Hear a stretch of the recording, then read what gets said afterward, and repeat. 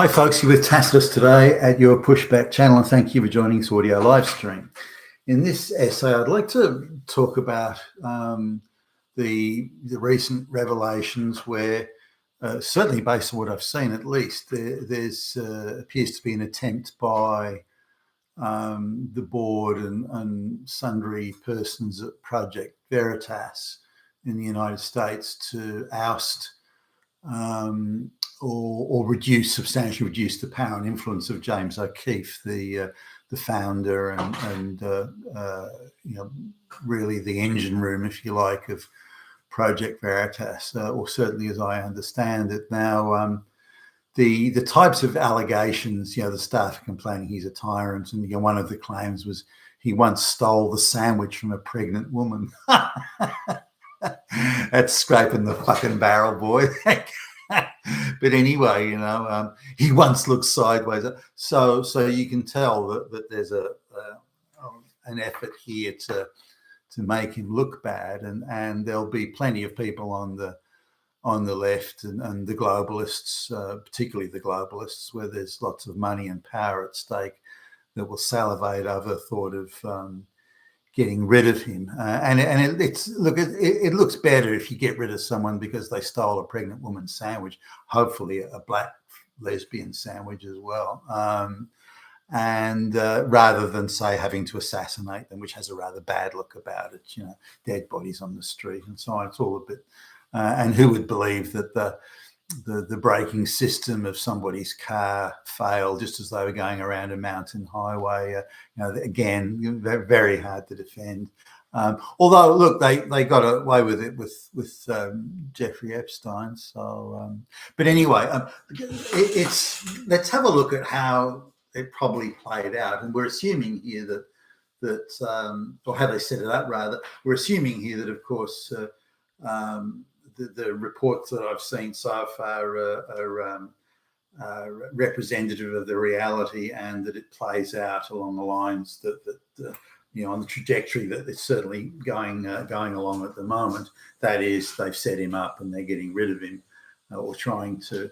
Now, James O'Keefe is no slouch. I don't think he's incapable of fighting back in one way or another. So they must be reasonably confident they've got the numbers and they've got things nailed down. Now, this sort of non-life death assassination, but character assassination and removal, as this would certainly appear to be at this stage, at least. That this takes a bit of planning. There's nothing organic or immediate or rush of blood to the head or anything else. That's not what's going on here. This has been planned for a while. And having been in corporate life for many years, I've either been directly witnessed or been a second tier witness, if you like, or observer. I think it's more a better to various attempts, not all of which are successful, by the way, but various attempts to get rid of people that are deemed as inconvenient. Now, the inconvenience can be that maybe they're not going to go along with some illegality or some scam or some outrageous act of treachery. Maybe they're deemed as being possibly unreliable if things go to court. Would they break with the team on and tell the truth on the stand, or would they lie to protect the team, and this sort of thing. Or it can be power.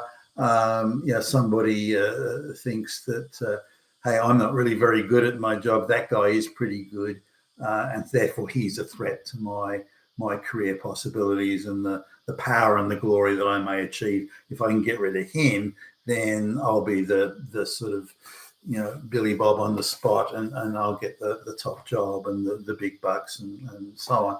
So it's typically people that can't compete on merit that do that stuff. But anyway, it goes on, and I was constantly surprised at how easily it was that people who just thought, no, I don't have to do my job. The law. Hey, what's the law?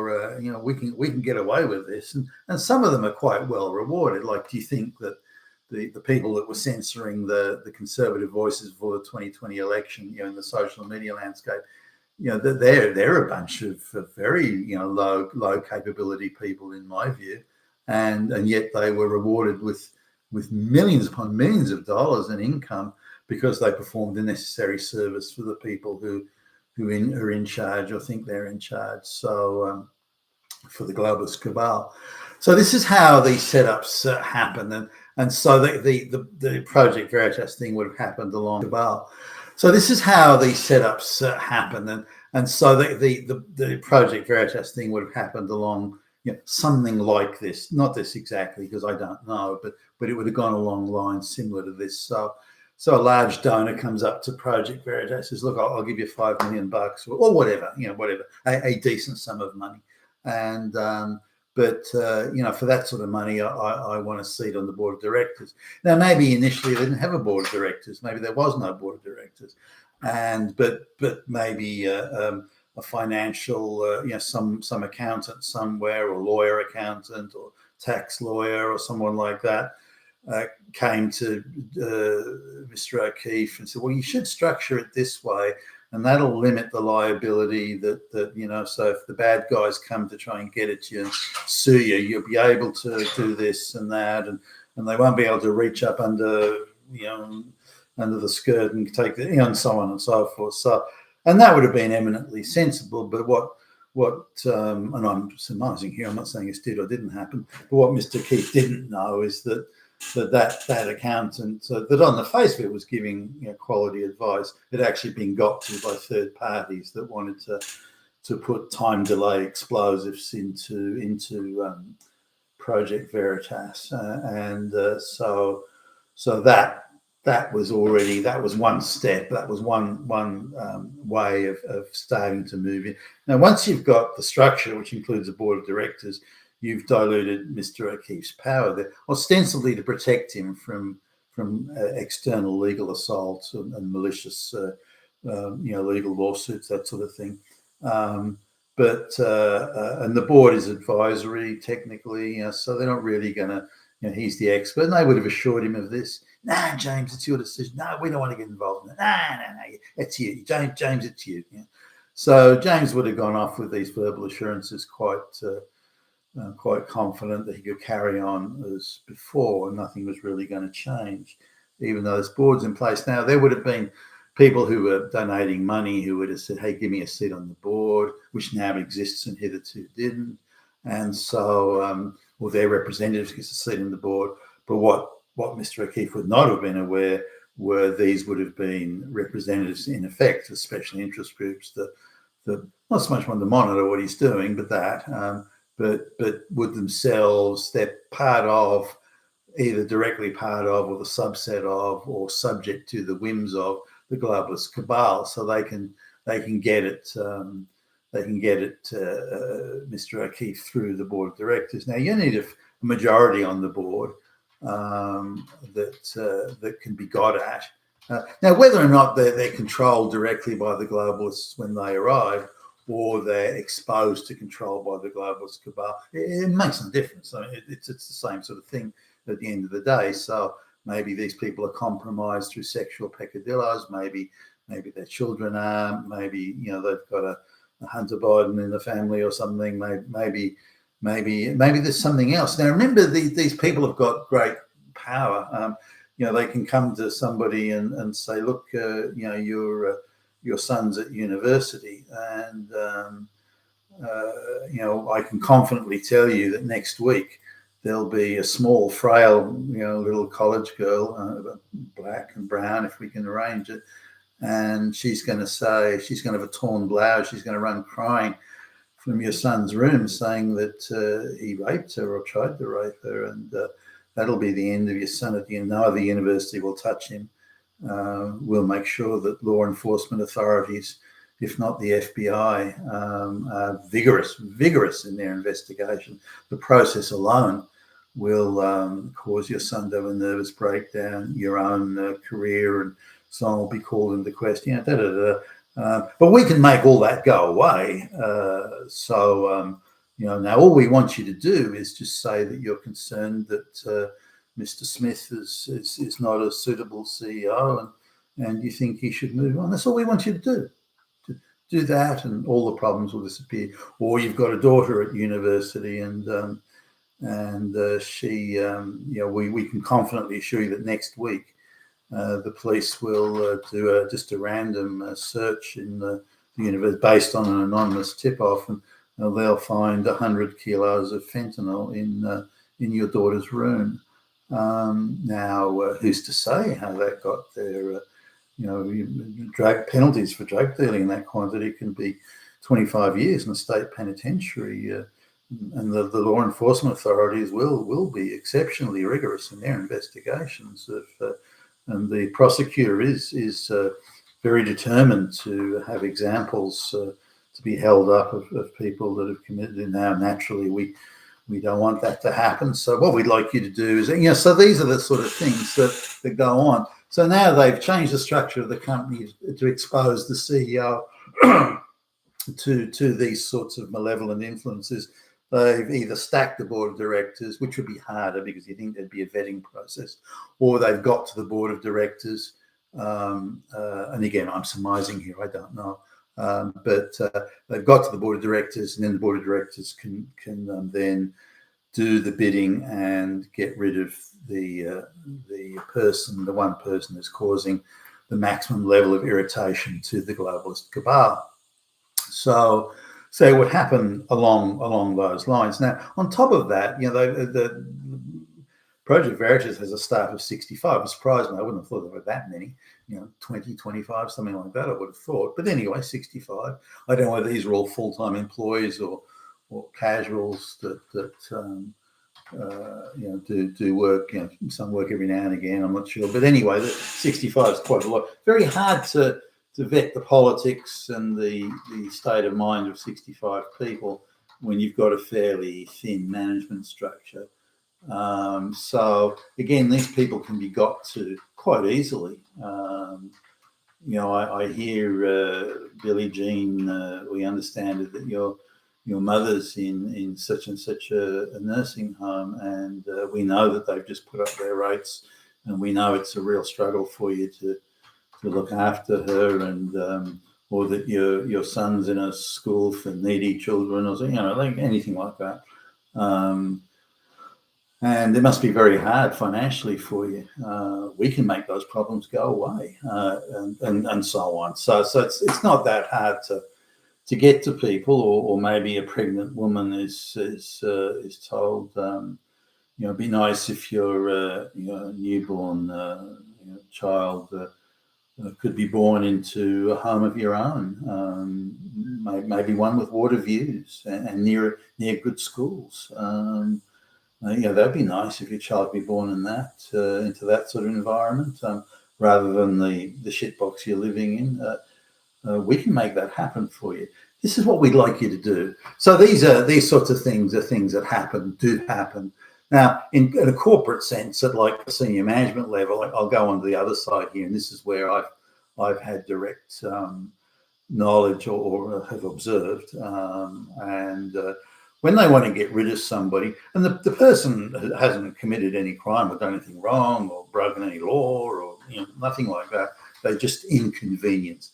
They have become inconvenienced. They're getting in the way of, or they believe they can't be trusted to commit illegalities or crimes, and they may break ranks. And again, if it goes to court under cross-examination, they may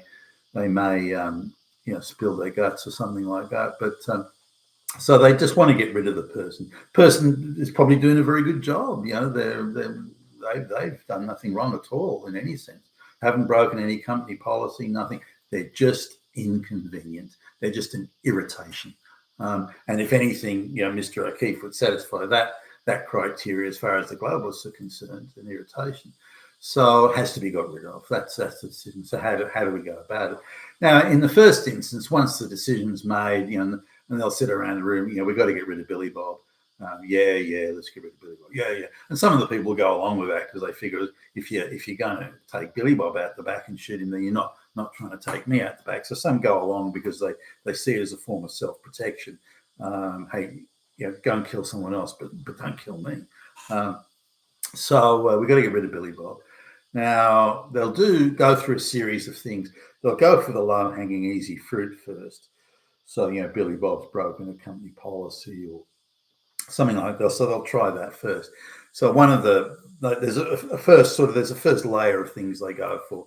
So they'll look at Billy Bob's internet account, like his time on the internet from his computer office or workstation or whatever, and they'll have how much time is he spending online doing online porn, as a case in point. So that's a favourite, actually, going for that one. Or how much personal time does he spend on there? So, and there's still company policies. You can only spend reasonable time on your own stuff, or a reasonable amount of time. That's typically not defined.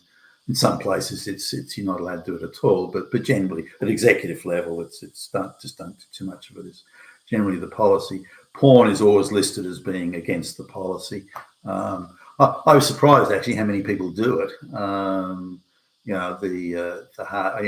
got some years ago. I got in this company to do just an audit of the sites being visited by the employees of this. It was a Quango, actually, this one, and as part of a contract we had. But just so it could be organised as to if there were better deals available, depending on which sites they're visiting, which had paywalls, which didn't. So it was around that. And I was staggered at how many people in this Quango were visiting porn sites. This was a Quango concerned with, controlling the wicked, evil, fascist Nazis out there and their bad habits. They're all getting onto fucking porn. Some of the graphic sites were graphic porn, which I thought was rather surprising. But anyway, so they'll do a check. They'll do a thing on but okay, the Billy Bob doesn't go onto any porn sites at all, so no mileage to be gained there, and he spends no more than 10 minutes a day on personal affairs. Okay, that's no good. That's not going to work. The next stage is to then go and look at Billy Bob's expense account and go through that with a fine-tooth comb. They'll do a quick pass for low-hanging fruit to see if he's been paying for adult services, hookers, or he's putting too much, or any booze onto the account, and they'll go through that sort of thing. Has he been buying, paying for I don't know, waterfront hotels on the weekend or something, all that sort of stuff. So you look at that. Now, if they think there's still possible mileage there, they'll go after it. So they may get a forensic auditor to come and look at it, but that's usually a last-ditch thing. Typically, if there's no low-hanging, easy stuff there, nothing obvious, they'll just forget about it. It's okay, nothing there we can nail him on.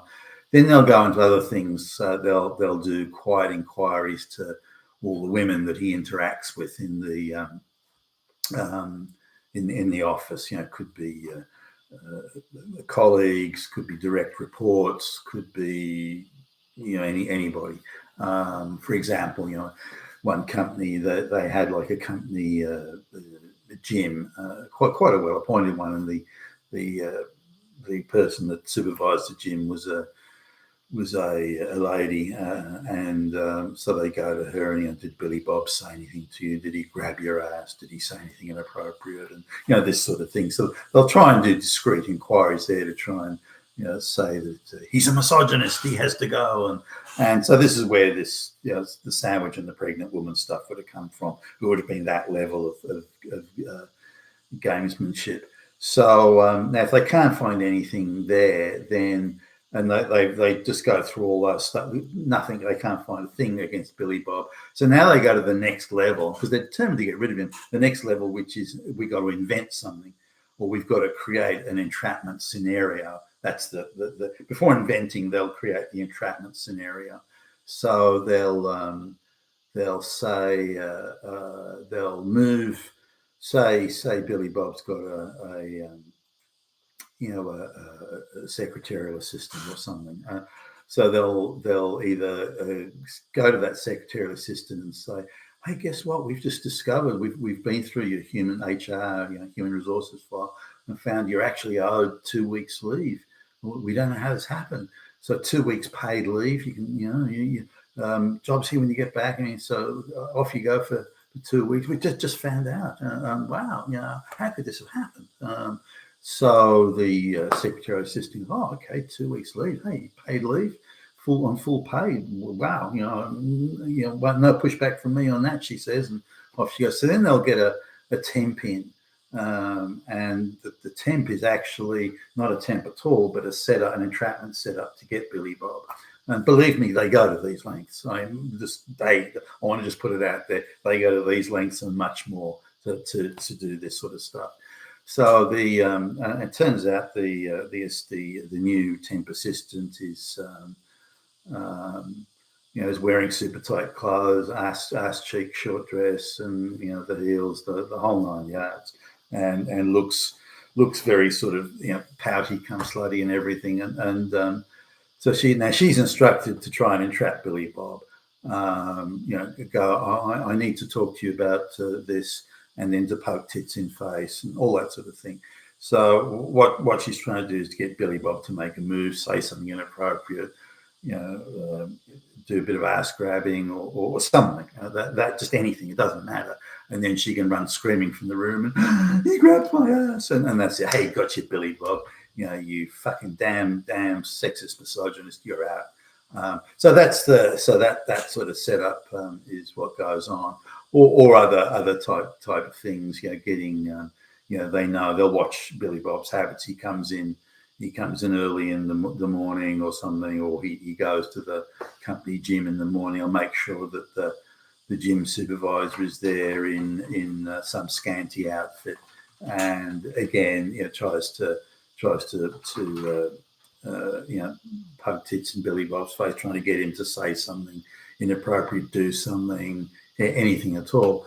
Now, if the guy is sort of pretty well behaved and or maybe he sort of senses that something's going on here, then they'll also. I mean, there's another entrapment thing is they'll send say some sort of diversity officer or a policy officer in to demand that Billy Bob makes declarations and statements, and this person's been instructed to be as difficult and provocative and as insolent and so on as possible, to try and get Billy Bob to get irritated or verbally aggressive, and then again she can go running from the room and, oh, you know what he said to me? He said, and then they can do the misogynist thing there. So there's all sorts of little entrapment scenarios. Now, when that another scenario is when Billy Bob's on this is the lengths they go to. Billy Bob's on a corporate jet, going to wherever, as part of his job, and they'll actually organise a woman. They can control the seating. This is a corporate plane, and they'll sit a woman next to him, and the woman will then try and get him. Her job is to bait him and try and get him to again say or make an inappropriate comment or gesture or whatever, and then they've usually got. Typically, they also plan to man with the woman, say in a seat close by. And he's the hairy-chested he-man who's going to intercede. How dare you talk to the woman this way, or do this, or do that? You evil misogynist, you, and I'm a witness, and I'm going to do it, and that sort of thing. So typically, the setup involves two people. So these again are the lengths that they go to. The next stage is outright invention, where again, the 100 kilos of fentanyl magically appears in the lounge room moments before the police break the door down on an anonymous tip, and all that sort of stuff. So that's then the final sort of stage. So these things are I wouldn't call them daily occurrences, but if you're a sufficient irritant, or they see you as one, it's too risky for them to come to the table or bring you to the table and say, look, Billy Bob, we need to be assured you're going to behave in this way in these circumstances. Otherwise, we're going to have to, they probably could have got to Billy Bob and or anyone in this situation and say, look, how about we give you X amount of money to quietly just disappear? How about that? That sort of thing. Then, I'm sure there would be people around that would accept that, and